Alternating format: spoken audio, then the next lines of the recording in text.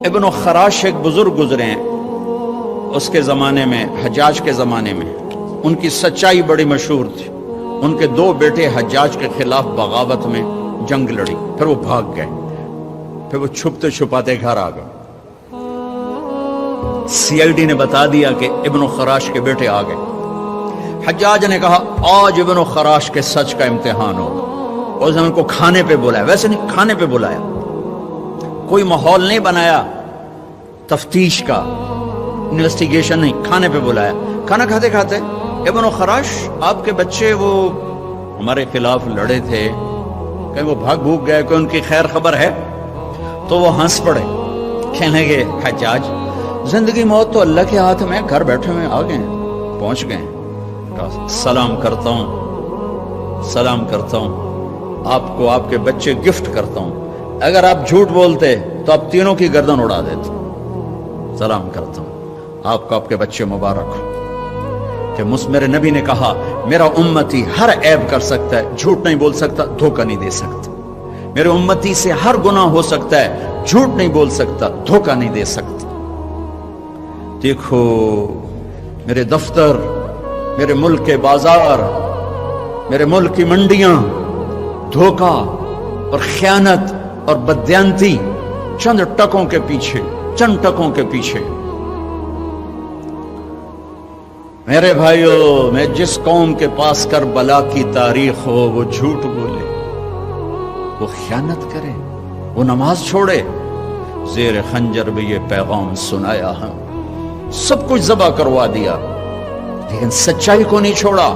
حالانکہ یزید کی بیعت کرنے میں استغفار کا راستہ موجود تھا، مدینے جا کے توبہ کر لیتے، اور جنت کی سرداری تو پہلے ہی مل گئی تھی۔ آپ گرمی میں بیٹھے ہو، میں گرمی میں بیٹھا ہوں کہ اللہ معاف کر دے، لیکن کیا پتہ اللہ معاف کرے نہ کرے۔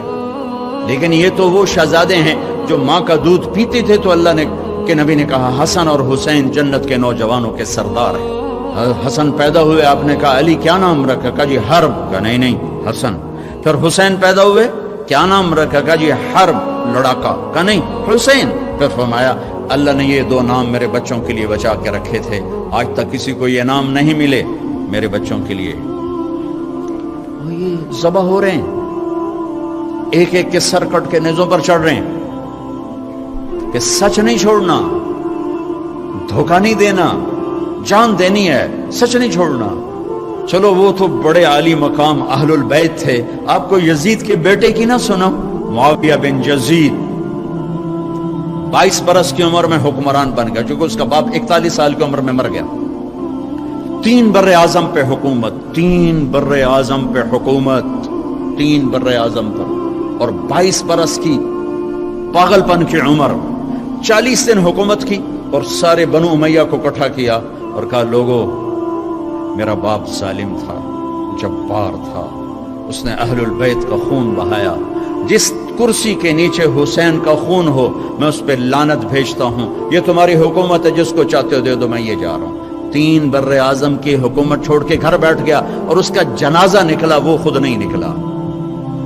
وہ میرا دفتر کا کلرک 100 روپے کے پیچھے ایمان بیچتا ہے، ریڑھی والا 10 روپے کے پیچھے ایمان بیچتا ہے، بددیانتی یہی تمہارے فیصل آباد کا قصہ ہے۔ میں واک کر کے آ رہا تھا فجر کی بعد، تو میری نظر پڑی ایک ریڑھی والا، سفید داڑھی پگڑی، دور سے مجھے نظر آیا، بڑا پیارا لگا۔ جب میں قریب گزرا تو میں نے اس کو یوں دیکھا، اچھا لگا، تو وہ رو رہا تھا، یوں ایک ہاتھ اس کا ریڑھی پر تھا، ایک ہاتھ اس کا پیٹی پر تھا، یوں کھڑا ہوا اور خاموش۔ تو میری نظروں میں تو پہلے سے تھا، جو کہ داڑھی پگڑی سے میں بڑا خوش ہو رہا تھا۔ تو میں نے کہا بزرگو کیا ہوا، آپ کیوں رو رہے ہیں؟ تو اس نے وہ پیٹی یوں کر دی، سیبوں کی پیٹی تھی، اوپر کی لیئر میں سیب ٹھیک تھے، نیچے سارے گلے ہوئے سیب تھے۔ مجھے کوئی اردو سپیکنگ لگتا تھا، کیونکہ اس کا لہجہ بڑا خوبصورت تھا۔ مجھ سے کہنے لگا بیٹا میں بہت غریب، اس نے جو بہت کے اوپر جو زور دیا نا، مجھے لگا جیسے نے چھری سے میرا کلیجہ کاٹ دیا۔ بیٹا میں بہت غریب. میں روزانہ منڈی سے ایک پیٹی لاتا ہوں اور عصر تک بک جاتی ہے تو میں تازہ آٹا بچوں کے لیے لے کے جاتا ہوں. تازہ آٹا. آج کسی نے میرے بچوں کی روٹی مجھ سے چھین لی. دیکھو میں اب بھی رو رہا ہوں، حالانکہ اس واقعے کو 30 سال گزر چکے اور میری جیب میں کچھ بھی نہیں تھا کہ میں اس کو دے دیتا. میں تو ایسی نماز پڑھ کے باہر نکل گیا تھا. تو یہ بیٹی کسی بیوروکریٹ نے تو نہیں لگائی تھی کہ 22ویں گریڈ کا افسر بددیانت ہے یا 20ویں گریڈ کا پروفیسر بددیانت ہے یا صدر منڈی کا تاجر بددیانت. ایک مزدور نے پیٹی لگائی تھی. اور یہ یاد رکھنا، حکمرانوں کے تبدیلی سے حالات نہیں بدلتے، تمہارے بدلنے سے حالات بدلیں. تم یہاں جنید بغدادی کو بھی بٹھا دو تو صبح نہیں ہوگی جب تک میری اور تمہاری زندگی نہیں بدلے گی. تمہارے حوصلوں میں میوزک کی آواز سے چھت پھٹ رہی ہو تو جنید بغدادی کا حکمران ہونا تمہیں نفع نہیں پہنچائے گا. ہمارے دفتروں میں کلرک سے لے کر سیکٹری تک رشوت لے رہا ہو تو اولیاء کرام کی حکومت سے تقدیر کے فیصلے نہیں بدلیں گے.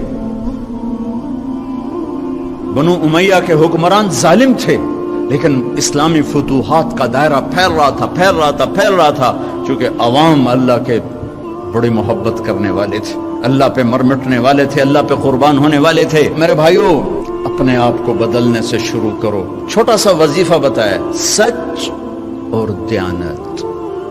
سچ اور دیانت، چھوٹا سا وظیفہ بتا. اپنے سے شروع کرو. سیاستدان برے ہیں، پہلے کون سے اچھے رہے؟ حکمران برے ہیں، وہ برا ہے، وہ برا ہے. اگر تم اوروں کی برائی دیکھو گے تمہیں کوئی اچھا نظر ہی نہیں آئے گا. اپنی برائی دیکھو گے تو تمہیں سارے اچھے نظر آئیں گے. تجھے کیوں فکر ہے اے گل دلے صد چاک بلبل کی، تو اپنے پیرہن کے چاک تو پہلے رفو کر لے. اوروں کی کمیاں نہ دیکھو، اپنی دیکھو. اپنے من میں ڈوب کر پا جا سراغ زندگی. دل دریاں سمندروں ڈوگے کون دلاندیاں جانے ہو.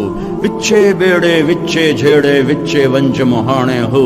اپنے اندر اپنے عیب تلاش کرو، تمہیں سارے اچھے نظر آئیں گے. یہاں سے جاؤ، سچائی لے کر جاؤ، دیانت لے کر جاؤ.